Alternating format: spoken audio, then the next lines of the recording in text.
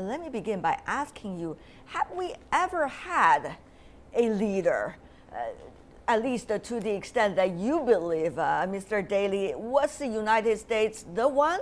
Or actually, it has never been one that's commonly believed by everyone in the world? Mr. Daly.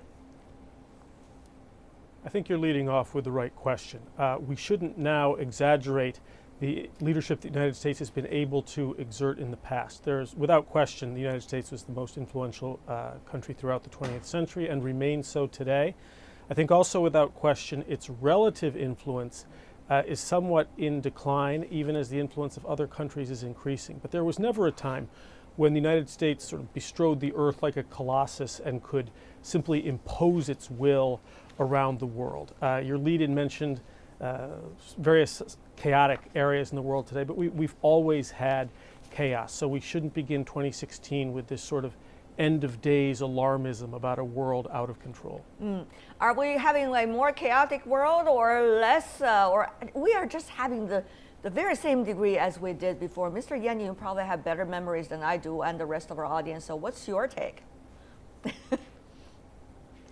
Well, Tianwei, certainly we are entering an era of less order, of less evidence that there is a mutual acceptance of basic principles and rules, which I believe is rather essential to leadership.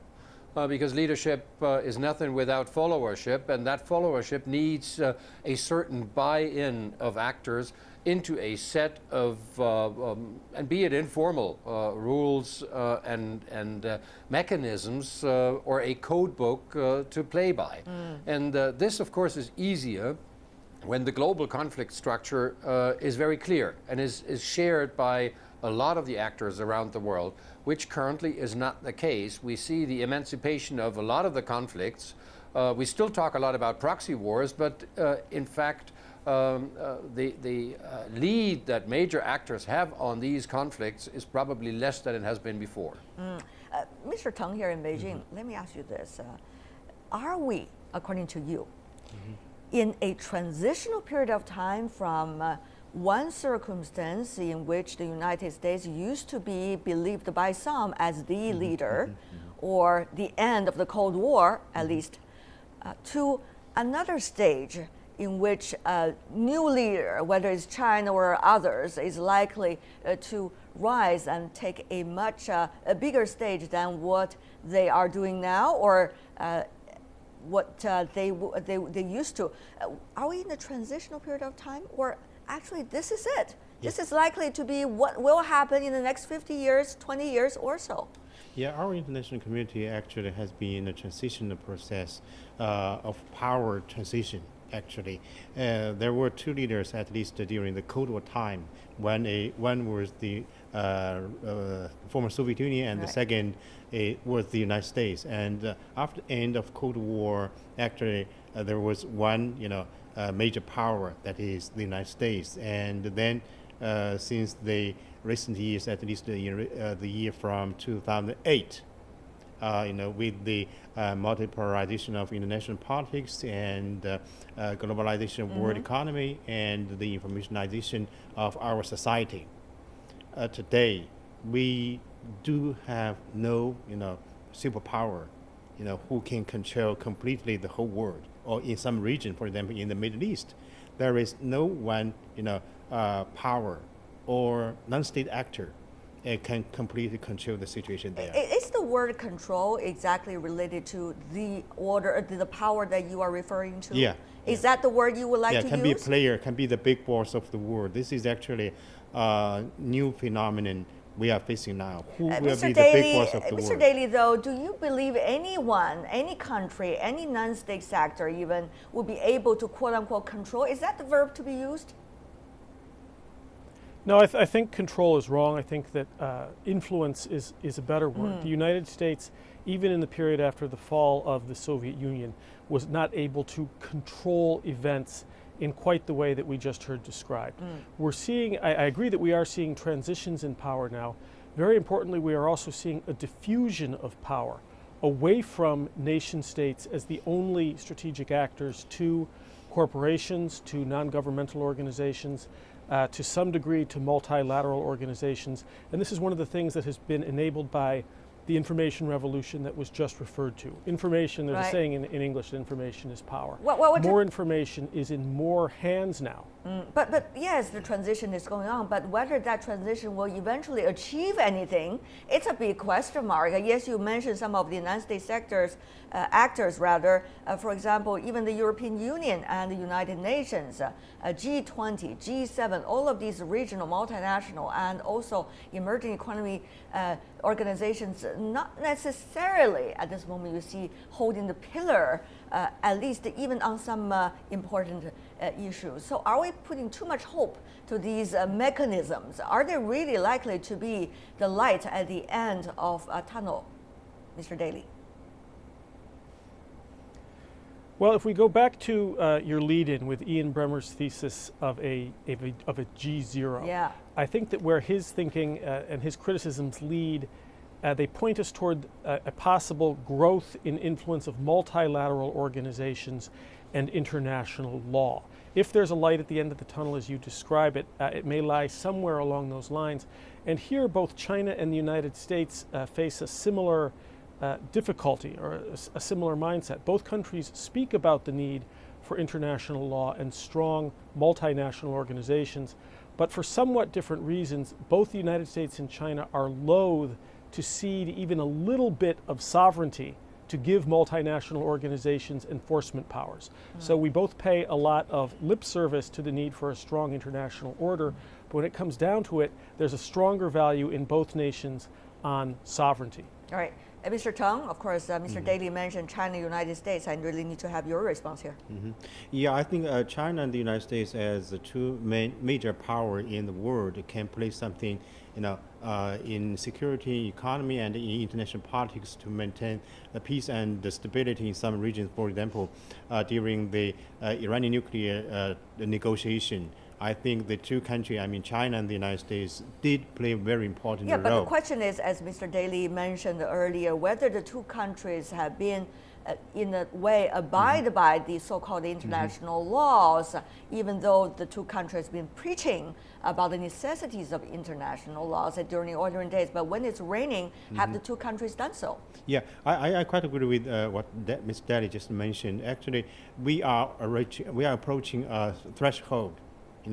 On one side, an old mindset. How can we deal with the challenges in the international community? And the other side, actually, a completely new, challenges. How can we, deal with the terrorism, today? It's not a individual country's task. It's the whole international community. It's a common challenge, actually. So we are reaching a very important threshold at this moment. We talk about power without even mentioning soft power, but that is extremely important. Mr. Yanning, therefore, I would like to begin that topic with you. Soft power meaning a country or organization or mechanism, they do have present the image for the rest of the world and to create a kind of leadership format for others to follow or willingness to follow.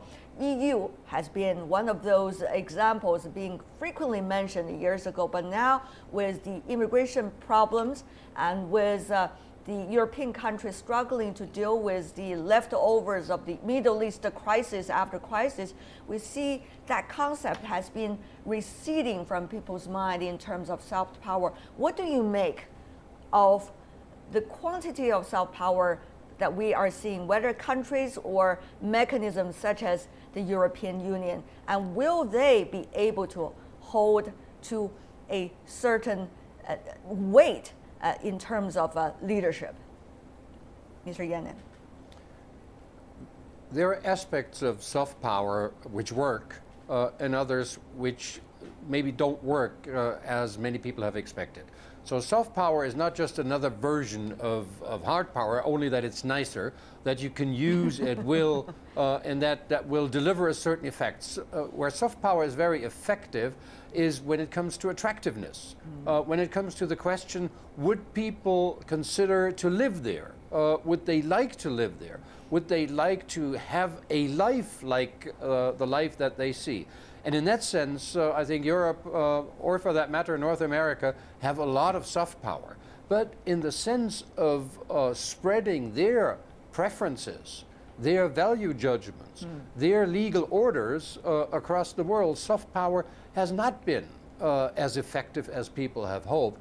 Yes, there is the example, which is attractive, right. but on the other hand, many people think that their own conditions, their own cultures and environments are so unique and different that it is not a copy and paste operation from Europe or North America. That's interesting, Mr. Daly. That's exactly what some countries, including China, have been talking about when it comes to the United States. Right. I think that it was this description we just heard of soft power was a very apt one. While the United States certainly has tremendous soft power, it's not the case that we can use it to pull a specific lever, soft power lever, at any given moment to affect an outcome in a certain time or place. It doesn't work that way. And soft power, furthermore, can be a bit of a two-edged sword because American cultural influence, particularly American popular culture, is so pervasive worldwide. This actually is one of the stimulants, one of the irritants that terrorist groups and others cite for their opposition to the United States. So that kind of cultural influence, while overall it's a tremendous asset for the United States, it's not one that we can wield as a deliberate tool, and it is also not an asset but a liability in some parts of the world. Mr. Teng, in Beijing, two questions. One is China ideologically are very different from the two gentlemen where they are originally coming from, and that could be one of the obstacles for others to understand China correctly or not, as Chinese may argue. And secondly, what kind of governance power, global governance power, is China likely to approach in order to succeed? Too much, people would feel threatened. Too little, people would say China has not done enough as a big power. So what is the right degree?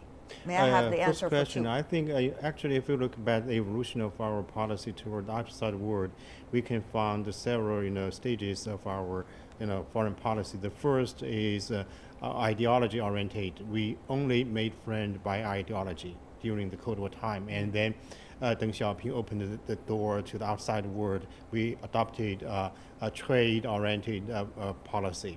So we are good partners for most of the countries in the world. What about now? And now I think President Xi, he has attached great importance to the security, environment for the peaceful development of China. And this is actually a fundamental change for the Chinese policy.